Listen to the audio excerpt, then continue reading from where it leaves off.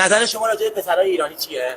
پسر ایرانی کلا کنسله. چرا پسر ایرانی کنسله؟ بابا تو خودت پسری. بابا چه کاری کردم رفتم ریشام بزدم شبیه ایتالیایی شدم. من کنسل نیستم دیگه. آقا دانسی فرم در آقا خیلی روز رو وقت. بابا تو شکل سگی.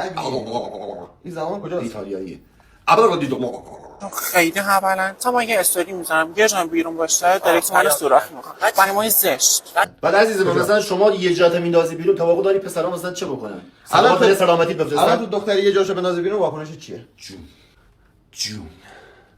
شما عمل خاصی انجام دادین؟ اصلا سر تا پام عمله. خدا خیر بده. چه سوالی ازش می‌پرسی؟ یعنی مشخص نیست همه عملا رو انجام داده به جز عمل ساده. ولی بازم دم شما گم که اعتراف کردی. یارو 300 میلیون خرج صورتش کرده نمیاد بگه عمل کردن. هرچی هم ما میگیم آقا به خدا عمل کردیم میگن نه. همین خود آقا 18 سالگی شبیه کسی بود که اتوبوس در صورتش رد شده الان قبول نمیکنه از عمل کرده. تو عمل کردی؟ من همونی هم که بودم. گوز. لنت مال خرج خودم. لند یعنی چی؟ لند فرو؟ بله.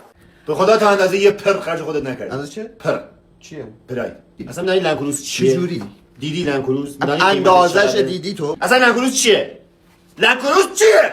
لنکروز چیه؟ بعد پسر در ما چقدر با خرج شما بکنه؟ من هزینه هم زیاده. ما 1 2 میلیون عزیزم میلیارد. چه؟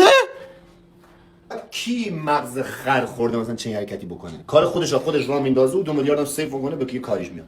میلیارد داشته باشه سرمایه‌گذارش یا خرج ایشان؟ خرج ایشون. منم خرج ایشان. سرمایه‌گذاری به چه کاری میاد؟ بده این چه حرفیه؟ دروغ کنه خانه به چه دردی میخوره؟ سب و بالای سر به چه دردی میخوره؟ داداش خرج ایشان مهمه. ما آدم تو جوب بخوام خرج ایشان.